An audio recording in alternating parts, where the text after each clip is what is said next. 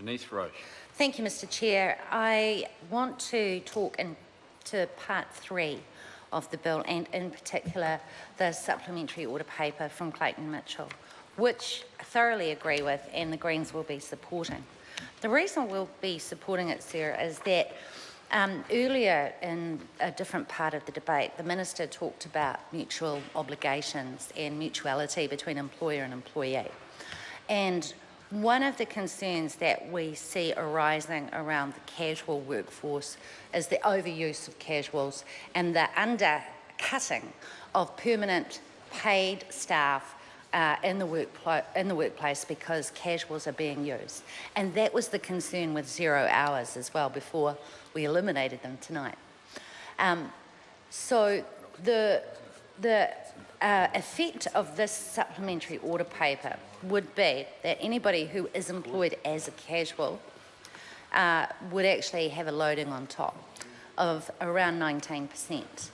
Now, in my original members' bill, when I talked about this, I actually talked about a loading of time and a half, which is, you know, a substantial increase, but it's probably more than what is actually prevalent in Australia, in the Australian workforce for casual workers, where they do frequently have a loading of 25% or more.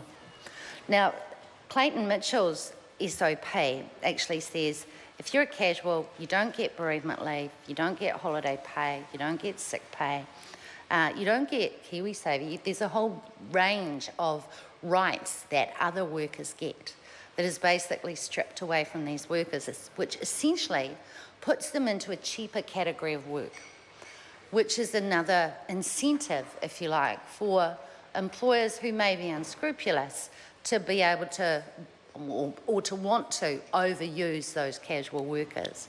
So if you put a loading on it, on their hourly rate, and that is defined in legislation, then what you have is a disincentive to use casuals.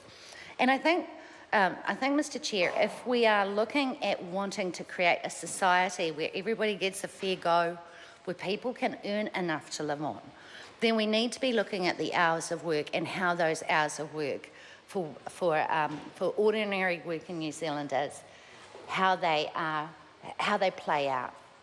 And casual work, sir, although it's obviously it is useful, particularly in those peaks, and I think previous members on this side of the House, particularly Sue Moroney, have talked about the ability for most industries and most workplaces to be able to predict the sort of work that they are, the amount of work that's happening.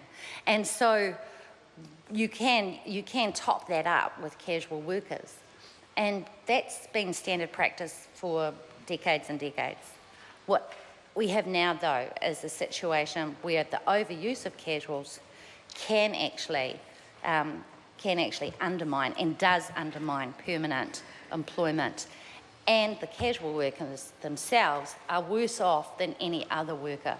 They're also harder to, it's harder for them to actually fight for their entitlements because of the very nature of being casual. And so these are the vulnerable workers that I think we should talk about.